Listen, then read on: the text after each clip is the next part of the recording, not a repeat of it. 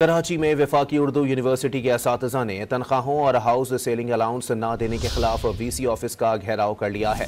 मजीद जानते हैं don news के नुमाइंदे सैयद वसीम से। वसीम, मुतालिबात क्या हैं मुजाहिरीन के?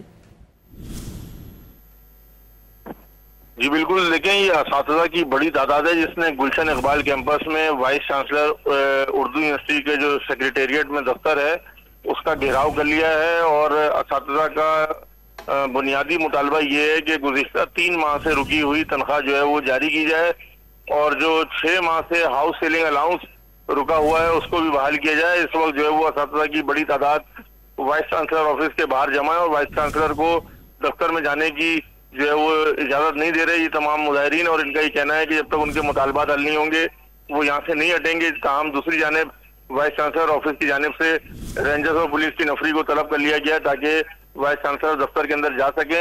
असातिज़ा ने यह भी कहा कि जो इस्लामाबाद कैंपस है उसके मुलाजमीन और असातिज़ा की तनख्वाहें जारी कर दी गई हैं, लेकिन कराची के जो कैंपस हैं उसमें मुलाजमीन और असातिज़ा की तनख्वाहें जारी नहीं की जा रही हैं, उनके हाउस सेलिंग अलाउंस भी जारी नहीं किए जा रहे। बहुत शुक्रिया वसीम।